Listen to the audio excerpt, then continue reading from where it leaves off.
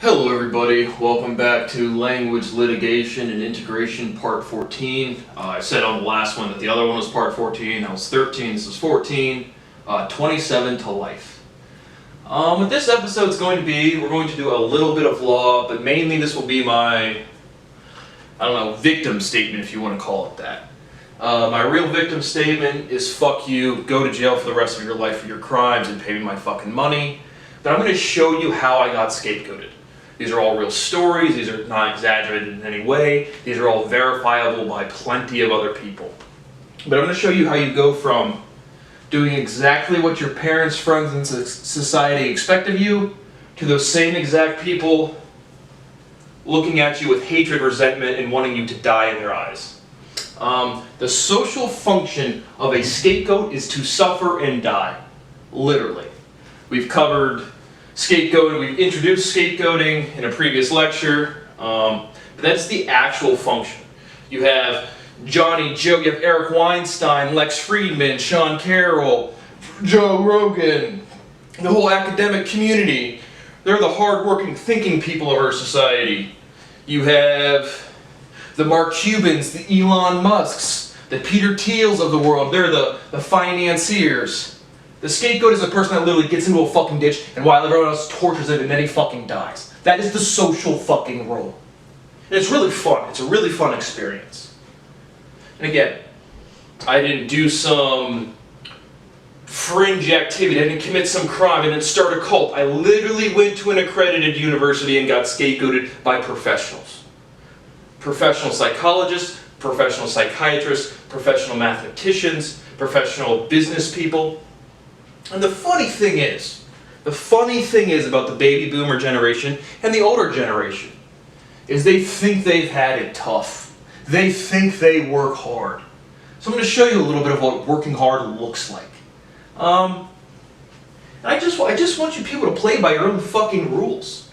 I just watched Eric Weinstein and Lex Friedman's third conversation.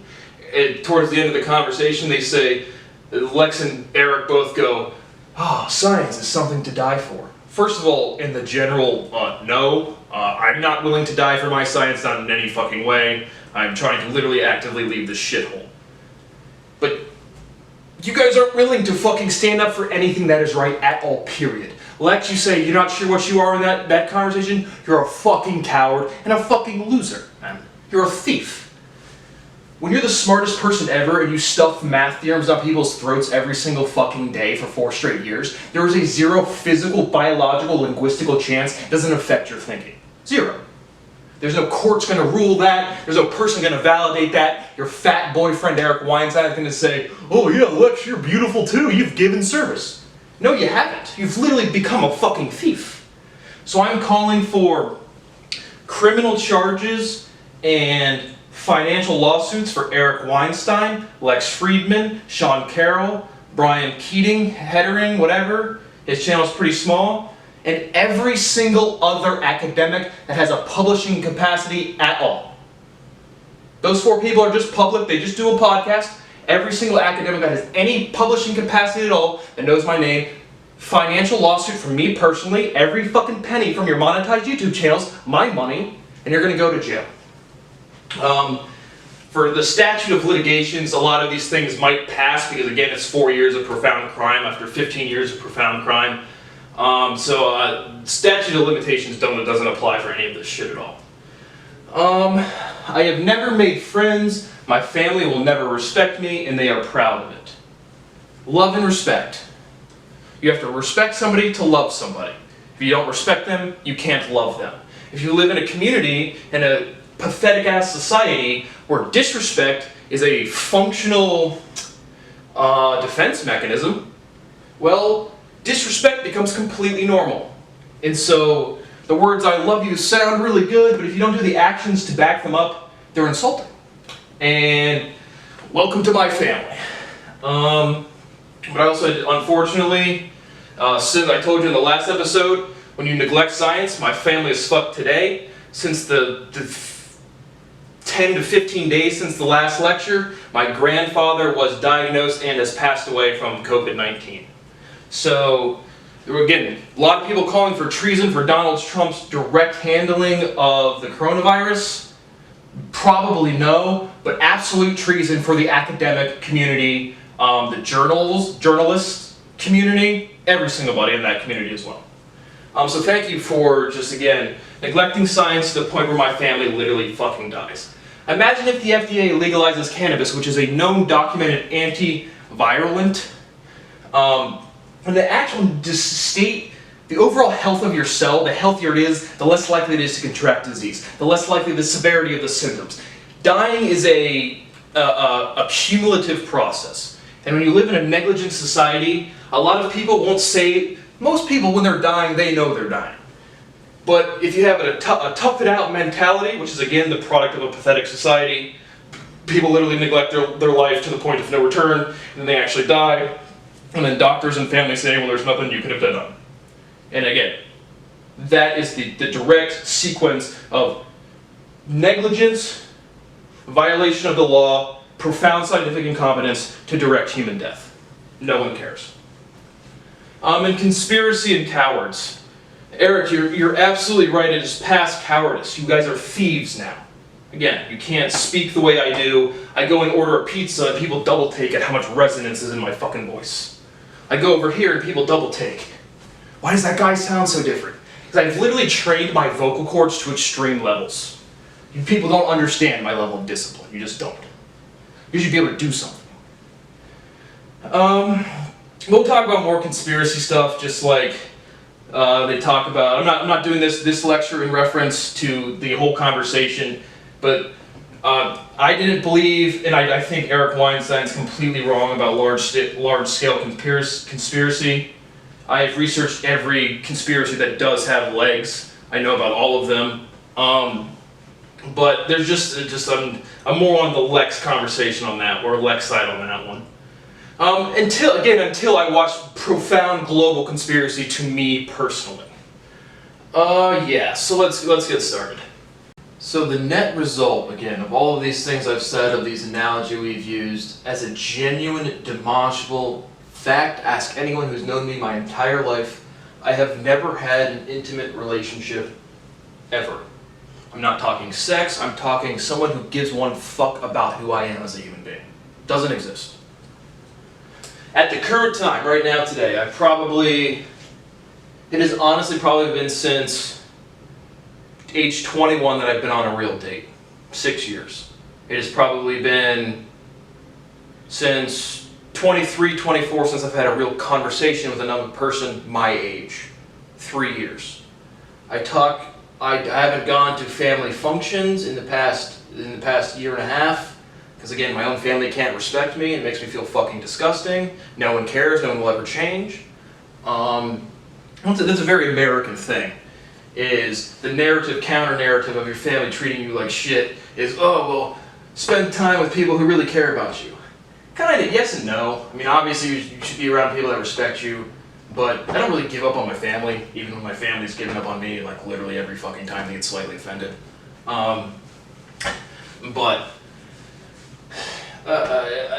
If you don't have enough emotional maturity, right, if you don't go to the gym and bench press, you're never going to bench press 315 pounds. If you never work on your emotions and work on your relationships, you're never going to have an intimate relationship. And the simple fact is as long as you can fuck or have some sort of sexual tension, as long as you have a job or some sort of career reward, you get paid, and you have some sort of hobby or personal identity, you don't give a fuck at all about developing yourself. And that's why you see people to this day, to this fucking day, early 30s to mid 30s, when people really are kind of emotionally ready for an actual relationship. Fucking weirdest shit ever. And my personal life, like romantic relationships, I don't consider intimate necessarily romantic. Like for my parents, I consider you can have an intimate friendship with your parents or just any friend. But my parents, they've told me they view me as a kid. Like direct narrative to I don't have friends. And this is my family. And when you're not pathetic and you're around really pathetic people, they always gang up on you. Anytime anyone in my direct family gets slightly offended, it's blame Brad for sure directly and no one cares. But let's talk about leaders and followers for a bit. How many followers do you have on your social media accounts? What would someone have to do to come up to you and say, hey man, drop everything you're doing and follow me? And then you actually do it. I want to talk just a little bit about Jesus' life.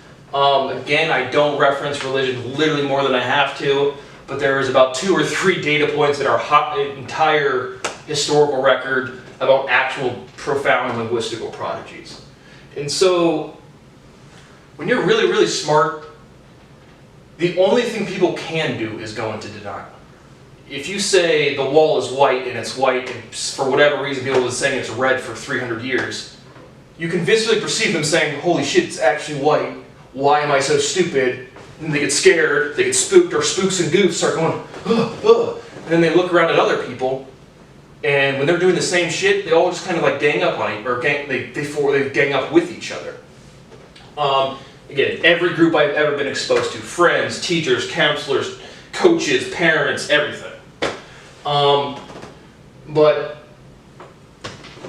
Jesus Christ walked around 2,000 years ago, went up to like Peter, John, I don't know the apostles that well, but Peter, Paul, whatever the first apostle was an actual fisherman.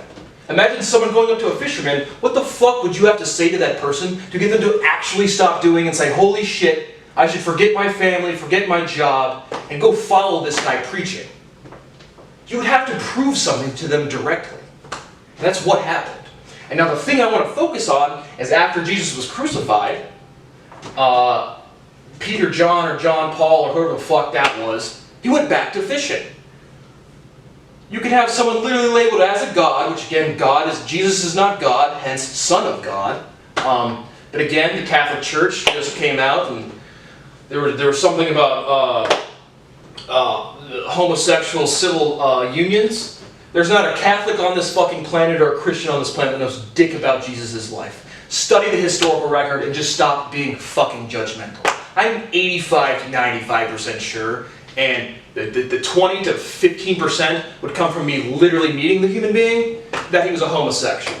The reason he did not, there's effectively no chance there's any resistance to having sex in previous societies. Technology and awareness where we're all these goofy, like weird fucks, that's very, very new. So when Jesus is hanging around Mary Magdalene, a known escort or prostitute or sex worker, and he's not having sex with her, probably homosexual. And again, the 15 to 20%, there's no one living or kind of living that can fucking show you any sort of data otherwise. But when you have a couple million math theorems in your head, and there's a lot of intuition at the very bottom of the pyramid of knowledge, it's almost certainly fucking true. And so that's what I'm going to emphasize. I'm not kind of smarter than everybody else. I'm a lot smarter than everybody else. I can't get followers on YouTube. Again, you just have to watch a video. You have to listen to a 3-minute song once a week, maybe. Can't do that, and I'm profoundly smarter than everyone that's ever lived. Again, and the result is dead human beings. The behavior of pathetic people. Pathetic people never think they're pathetic. They will... I don't really even need to rediscuss this. It's the universal identity crisis. Someone will say, as a mother, as a teacher, as a whatever, and then say the most generic shit ever that applies to literally everybody. But in my personal life, my family and my friends are on the more insecure side of the insecurity spectrum. And so anytime I talk about like even just being kind of successful at something, people have to tear me down.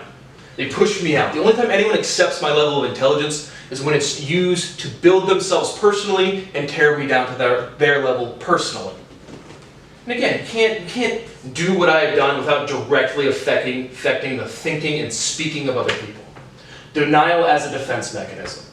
That's just, again, what I was saying. There's a certain level where denial is truly not an option. Like, viscerally, physically. But if it's not normal enough, it will not be accepted as an evident fact. Now, I just want to give you some sort of... Jesus, Judas denied me 3 times. I have been functionally denied my personality for who I am in a professional context, at psychiatrists, at college universities. Denial to the same level tens of thousands of times. Documented, have a nice day. Moving on. So I'm sure I'll be talking about my life stories a little more in depth, but just to give you some just overview of how fucking terrible my life is. And I really want to emphasize, the first memory that I have of my entire life is me crying on my bed to my mother when I'm like 9 or 10, probably 7 to 8, saying I wish I was dead, I wish I was never born. For real, that's my actual first memory. But age 7 to 16, life was shit but decent. And I have basketball. The things in the brackets, they're just going to be stories. But I've never gotten along with my dad because my dad's emotionally underdeveloped. Again, I haven't talked to him in 18 months. Let me tell you what. I'll tell you that down later. But when I played sports my entire life because that's just what you did, and I was very good at sports. And sports to a middle-aged, goofy, spooky fucking weirdo in this fucking country is the biggest wet dream ever. Oh, my kid's good at sports. He's gonna play games all day and make our family proud. Fucking no. That was my life. And it really wasn't too bad. You have to understand, like, I hate sports. I think sports creates cowards and losers and people that don't work for teams. The narrative is the exact opposite, but you learn what you do. If you play games all day, you're gonna learn to play games all day. You're not gonna learn to fucking do anything intellectual or anything beneficial to society.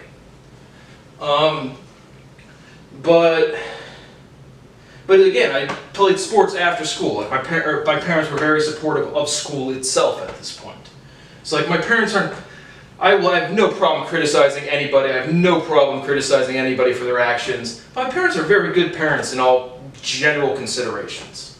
Because they're not prepared for someone like me either. But my dad shunned me for literally 3 months for quitting high school basketball. I was very good at basketball. Basketball was his favorite sport. I couldn't really care less, frankly, about the game, but I had a terrible fucking coach in high school. Just shout out, what the fuck was his name? Fuck, Blair Albright. You're a douchebag, fucker. And so that guy ruined my just desire to play games all day, because it's really weird to me, like a 35-year-old, that like, it's like their big life goal is high school fucking sports. Weirdest shit ever. Age 17 to 22, life was fucking terrible and weird. I liked high school, like the learning environment of high school, way more so than college. High school, you at least knew your teachers. You at least sat in the same classroom for 6 straight months on a daily basis. College, we've covered that, it's fraudulent. They basically tell you to go teach your shit off YouTube and pay us $6 grand to $40,000 a semester. But high school as a learning environment, to me, I actually liked it. Well, at least more so. At this point, I'm not aware that I'm being fucking tortured. The entire time, again, I have never experienced anything besides torture, so there's just different levels. This level I can deal with all day, I don't care at all. Age 17 to 22, I can kind of deal with it. And then I have Joplin, Missouri. Craziest story ever. I don't even really want to say I dated a girl, but I kind of had to make out on the weekends and call each other girlfriend and boyfriend in high school. That's about it. After she treated me like shit because she's a classic American whore. A whore is just someone who manipulates any sort of idea of sex for personal attention. And when you live in a cult, everyone's a fucking whore. But chick basically just leaves me, treats me like shit. And that was the first time that I felt enough social pressure to the point where I literally cannot put food into my mouth, chew and swallow. I cannot put my head down at night and fall asleep.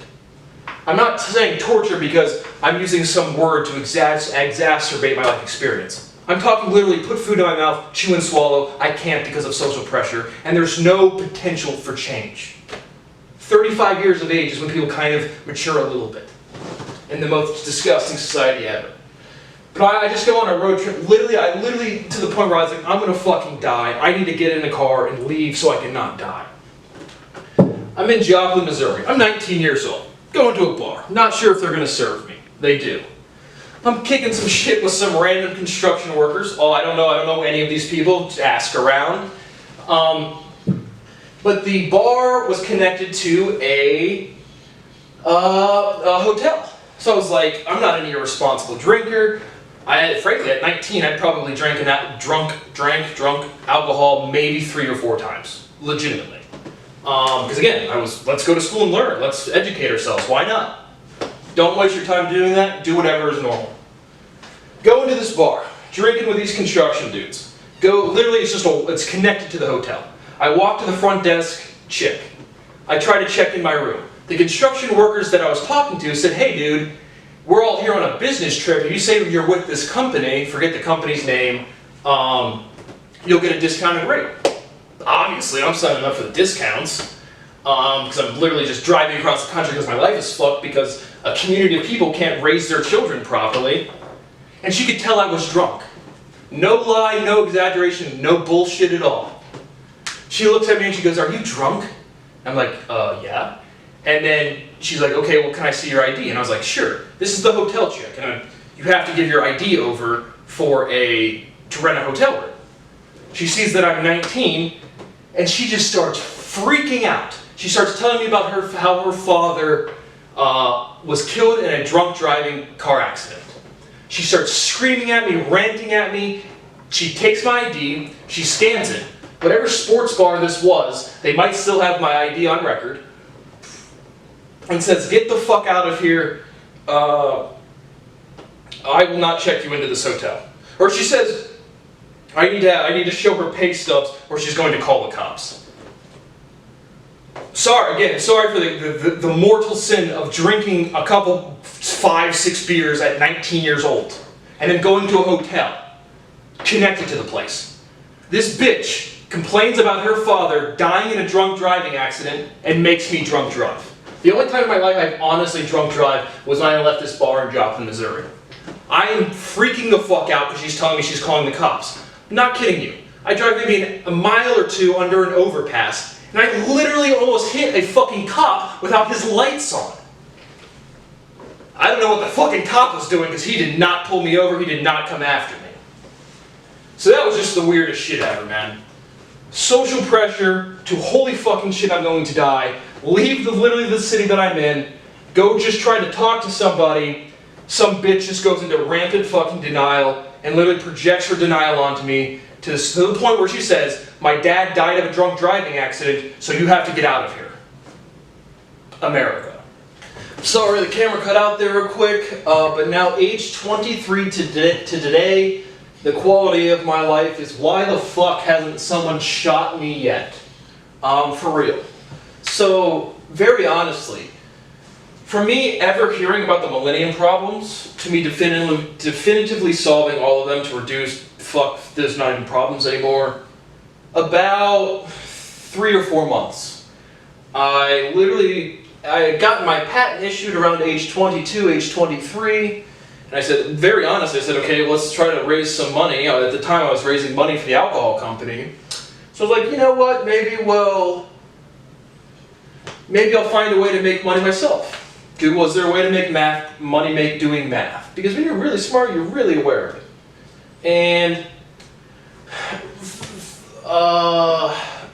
find the Millennium Problems, go to the library, and I read not even the formal statement of the problem, but literally the paragraph or 2-paragraph blurb on the Clay Math website. And it took me, like I said, about 3 or 4 months to realize that these are problems that I had solved or reduced trivially in childhood. On one of my math lectures, I talked about the Stephen Wolfram conversation. He talked about those problems not being decided, or maybe not being decidable within his project. I don't give one fuck what you people say, they're all completely solved. Again, you have to ask me a fucking question. But profound mathematical realization is the consequence and the subsequent action to profound realization. December, 14 to 16, 2016, I started driving, like the initial breakthrough was like, I'm not trying to exaggerate, but like 1,000 theorems a minute. And at the same time that you realize and start doing the most profound mathematical realization ever, you also simultaneously realize that this is why your life has been fucking disgusting since the day you started making fucking memories. So what should have been the second happiest day of my life, second only to my hopefully I get married someday, but it should have been profoundly exciting, and it was terrifying. Not like I was scared of the math, but when you realize, holy fuck, no one cares about you, no one can care about you. And again, from age 7 to 16, I was the really smart kid. Everyone was like, oh, Brad's gonna go do big stuff. And then age 17 to 22, I became a drug dealer. Again, the only thing I did was sell weed to sleep at night, while all these other fucking families of cowards, trash, disrespectful, fucking idiots, fucking parasites were blacking out on alcohol 5 to 6 times a week. We're snorting coke 2 to 3, 4, 5 times a week. We're popping Molly, we're popping Perkins, baby. But I was the drug dealer. Yeah, bro. Overall quantity of drugs consumed, I was one of the least active drug users in the people I've ever met. But I got disowned again. The reason I am in this apartment, I am more of a family man than my family. I have one set of parents. They're in their 60s. I would like to have a relationship with them. I've worked my whole fucking life to have a goddamn relationship with them. They don't care that much. It's just really not that interesting to them. But when I don't know the Genoa Township police officers you sent to my fucking house to harass me to break my constitutional rights more, but the instant that cop shuts the door, my dad looks at me and goes, "You're my biological kid, not my actual kid." Be proud of that statement, Father. You want to disown me? All of the best, man. You don't want to talk to me in 18 months? All of the best, man. Just like every other person, you can't open your mouth and speak without demonstrating the science that you encouraged me to do from age 7 to 16 and 17 to 20, and then your same friends gossiped and threw my life away directly after that. And now you won't even watch the science videos. Again, my parents encouraged me to do science for 22 fucking years. And not a single person in my family actually supports my actual work. While simultaneously, I send information to Johnny, Johnny sends information to Billy, Billy's information directly leaks down to the people in my community. How many times have I been in a car where one of my old friends, "Hey dude, do you listen to the Joe Rogan podcast?" Every fucking guest on Joe Rogan knows who I am but won't speak about me because they're cowards and they'll go to jail. The level of denial gets so disgusting. It's just so fucking disgusting. And it doesn't stop. But, like I said, the cop, I am literally there emailing, and at this time, in 2017, 2018, sorry, I had to teach myself all of law as well, before I could fucking argue with law, proper legal terminology. Again, sorry, I'm solving all of science, I'm doing literally the hardest, longest, most involved group project that has ever existed for the human species. Well, you gotta deal with that, and you have to defend your human rights. And so again, I'm not really talking again, I'm done with the law conversation for this video, but every single cop, fuck you, fuck your family, fuck everything about your life. But yeah, I got disowned, I put again. When did I got disowned the first time? Oh, the first time I got disowned is when I dropped out of school to start a business, because again, all of my parents' friends were literally most underdeveloped people ever. 99% of their careers are literally parasites to fraud. The vast majority of you people think you have values. I've never met a fucking DeSales stallion, a St. Paul Catholic person, or just a fucking scientist, or a politician, or a hardworking atheist, or any fucking whatever you want to call yourselves in this community whatsoever, period, end of story. And so until I will be filing slander and libel lawsuits against every single person who doesn't teach that this country is a fucking cult from 2000 to 2020. Every single one instantaneously. The only thing I have to do with my entire life is sit here and say, fuck you again. So let's get that shit popping, bitch. Yeah, those are the stories I want to tell. Now we'll finish up with some reference to the Eric Weinstein and Lex Friedman conversation, and we'll talk about conspiracies. So now I just want to end this lecture here with just a brief note on conspiracy. Conspiracies exist, but they ain't all that. In Lex and Weinstein's conversation, he talks about Epstein. 100%, like something happened, but you have to, there's two types of people that will fucking kill you. People that are scared and they hate you in the heat of the moment, and then a second, like someone who's like really an actual enforcer for some organization or just a stone cold individual that doesn't give a fuck about your life. I would say the enforcers are rather rare. I'd say most murders are heat of the moment. But I'm not a murderer in any way. My verbiage might sound weird, it just isn't. I just have a profound sensitivity to human experience and I've studied tremendously. But how many people have ever planned a party? How many of you have ever organized an event? How easy was it? Was it really easy to get everybody there on time? Was it really easy to get everyone to stay, to have a good time? No. Fuck no. Fundamental theorem of physics. Disorder is whatever the second law of thermodynamics is. Disorder only increases. You think when people first of all, you think Eric, you think centralizing evil is easier than centralizing good? Not possible. You think organization in general is easy? Not possible. So the real things are about conspiracy. Do they kill people? Yes. Is there some loose affiliation, maybe a group chat somewhere? Maybe.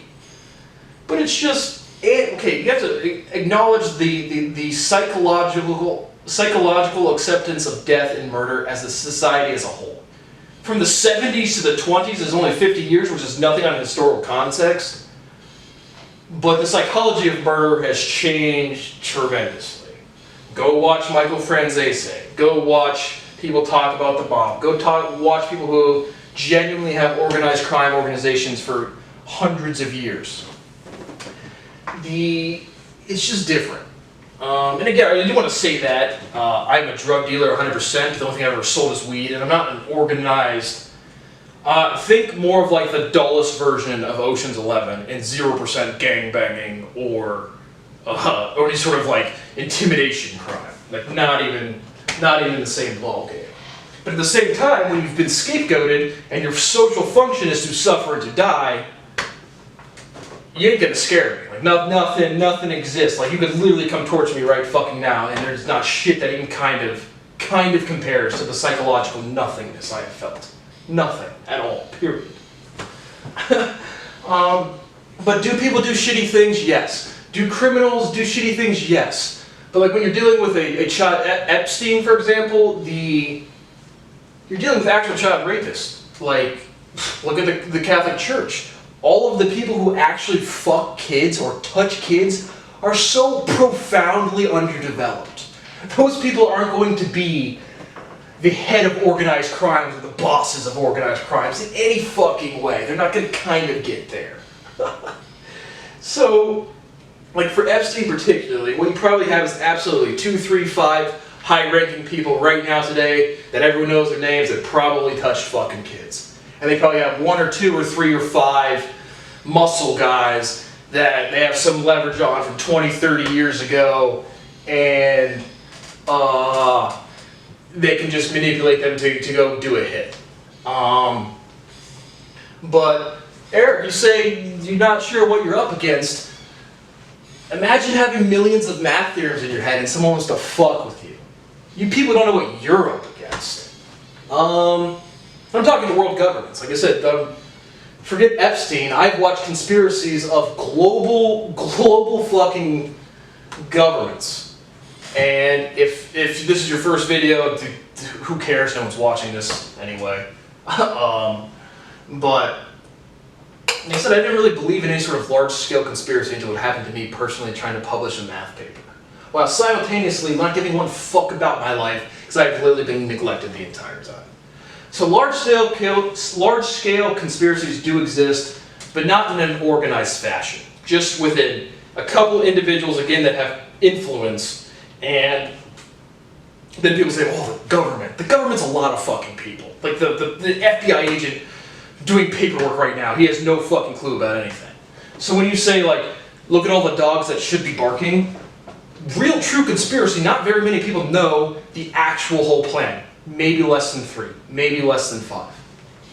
And so it's just, I think Eric Weinstein's a spooky, goofy guy where anytime he doesn't know what the fuck he's talking about, it's like, oh, then everyone's gonna kill everybody. No, just no. But to the making of this video, I do not have human rights. I've covered that in another lecture. My quality of life is so fucking low, but at the same time, my personal realization is so high, I can't be sad, but at the same time, I can't be happy. I have never had the potential. Here's happiness, here's the potential for happiness, here is hope, here is being a fucking scapegoat. I am still here. You've never met somebody that doesn't have the potential for happiness. When you go outside and get respected to any extent, that makes you feel good. I do not get respected. I do not deal with any fucking people. Don't respect you, they can't love you. Now, the only thing I want is respect at this point. I don't give a fuck. I really just don't care. But here I am, still making YouTube videos, haven't been paid a goddamn penny. That's why it's 25 to life. I'm gonna be stuck in, I have literally done nothing. My end of my victim statement is this. The only thing that I have done in the duration of 27 years to this minute is deal with the insecurities of old people. At the cost of the death of my family members, at the cost of the loss of every single relationship I've ever had or tried to have. And again, relationships that I've worked for and other people don't give one fuck about. And the instant 2 years go by, it's out into the wind. Again, and that's completely evidence of pathetic society. Just fuck you guys. I don't know. Fuck Americans. Can you guys read yet? Can anyone on this fucking planet think for 5 minutes? Can you guys just stop killing children? Literally just stop killing children with arrogance. I don't know. Find it on the next episode. Thanks for watching.